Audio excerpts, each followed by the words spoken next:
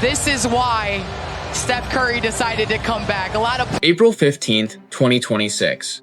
Stephen Curry had 35 points. The Clippers were throwing everything at him, and somehow the Warriors were still alive. For one night, it felt familiar again.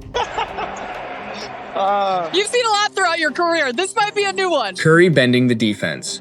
Draymond Green organizing everything behind him. Golden State surviving because its greatest player refused to let the season end. Then, 48 hours later, Phoenix beat them 111-96. Curry scored 17 on 4 for 16 shooting, and Golden State's season was over before the playoffs even started. And with Steph already 38, the Warriors were left with a question this dynasty had never really been forced to answer. How much of the future do you sacrifice when your greatest player can still win games, but the team around him can no longer honestly call itself a contender? Subscribe if you enjoy the deeper stories behind the decisions that change basketball franchises forever. Golden State Warriors are back on top of the NBA. That's right, Steph Curry, Draymond Green, and Klay Thompson. For most of the last decade, the answer was simple. Golden State had Curry, Klay Thompson, Draymond Green, Steve Kerr, and 4 championships. If that core was healthy enough to contend, the Warriors kept pushing. They spent. They traded. They accepted enormous financial bills because Curry made another championship feel worth chasing. By 2026, almost everything around him had changed, but Curry could still make one more run feel possible. So why did Golden State suddenly begin behaving like patience mattered almost as much as urgency? To understand that, go back to the last time the Warriors decided patience wasn't enough. With the 11th pick in the 2011 NBA Draft, the Golden State Warriors select Klay Thompson. Klay Thompson left Golden State for Dallas in the summer of 2024. It did more than separate one of basketball's greatest backcourts. For the first time, one of the defining faces of the dynasty was simply gone. Golden State could have treated that as the beginning of the end. Instead, in February 2025, the Warriors traded for Jimmy Butler. Andrew Wiggins was among the major pieces going out, and Golden State also surrendered future draft value. That matters now, because whatever criticism the front office would eventually receive, it had already shown that it was willing to spend assets trying to extend Curry's window. And almost immediately, Butler gave them a reason to believe they had made the right choice.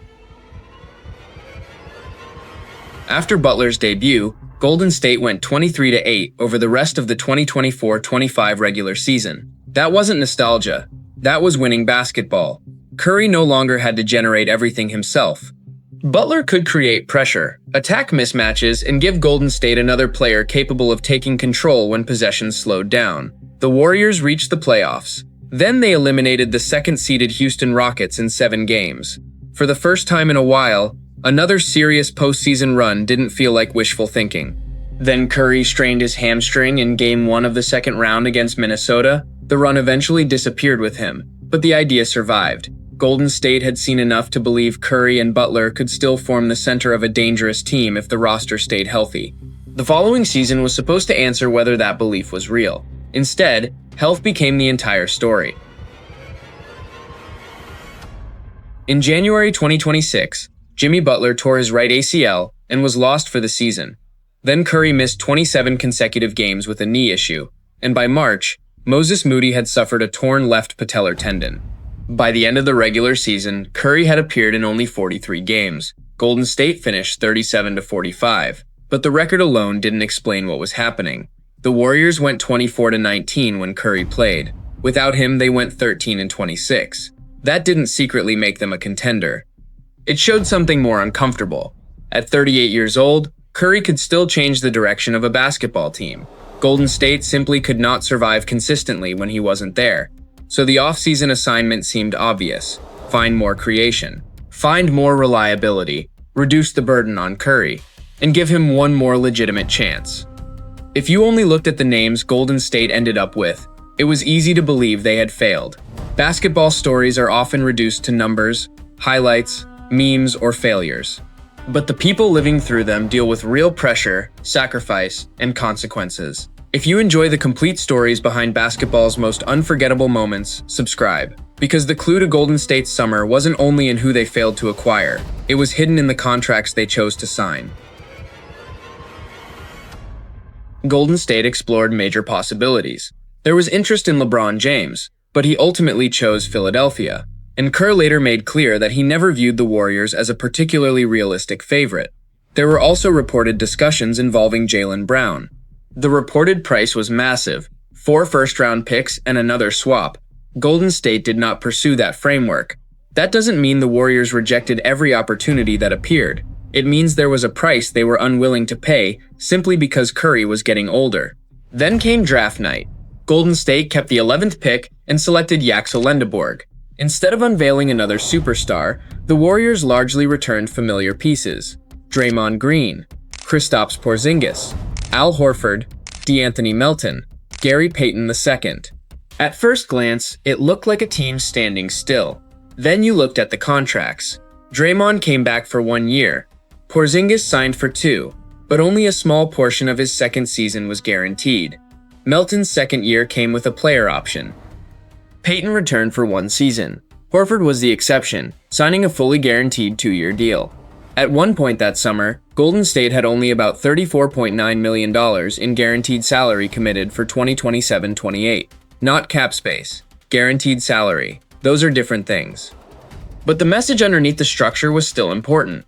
Golden State had kept significant freedom, and suddenly, what looked like an inactive offseason began to look more deliberate. The Warriors had not built the most aggressive possible roster for right now. They had preserved options. Options for what? Curry's age makes the obvious solution tempting. Trade the picks, spend the money, worry about tomorrow later. But desperation doesn't automatically make a bad deal good. The reported price for Brown was enormous, and Golden State has already shown that it will spend future assets when it believes the opportunity is worth it. It did that for Butler. The Warriors were also reported to have been willing to discuss a massive package in pursuit of Giannis Antetokounmpo. So the evidence doesn't support the idea that Golden State simply refuses to help Steph. It points towards something more complicated.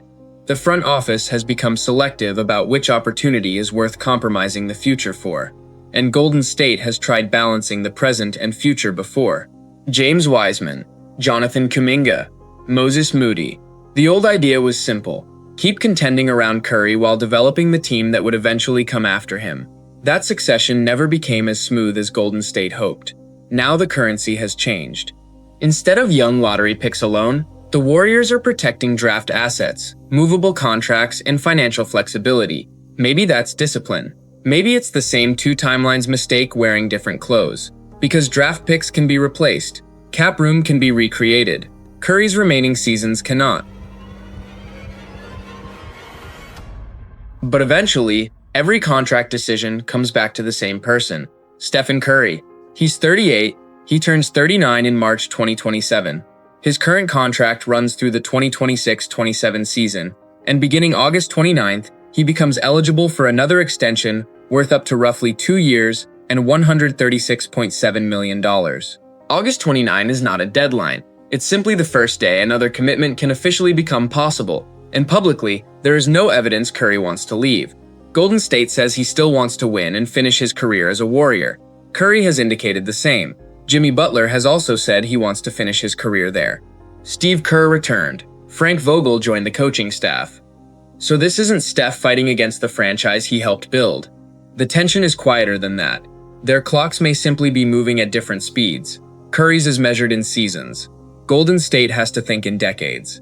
If Butler returns healthy, if Lendeborg develops quickly, and if the right trade becomes available, this patience could eventually look brilliant.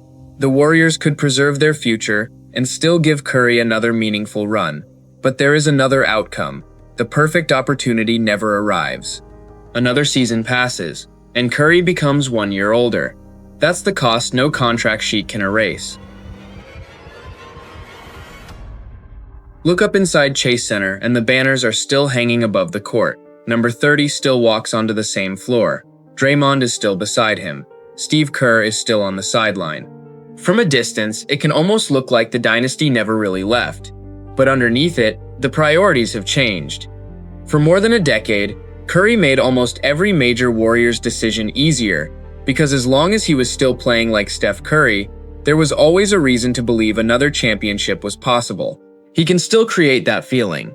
The difference now is that Golden State can finally see the end of this era close enough that preparing for what follows has become impossible to ignore. That doesn't mean the dynasty is officially dead, and it doesn't mean the Warriors have abandoned Curry. It means they are trying to protect two things at once: whatever remains of Steph's championship window and whatever remains of Golden State when that window finally closes. Steph is still here. The belief is still here. But these are not the same Golden State Warriors anymore. So where do you land? Would you trade the future for one last serious run with Steph? Or wait for the right opportunity, even if another season disappears? Tell me what you would do in the comments. Subscribe for more basketball documentaries, and let me know which basketball story deserves a deeper look next.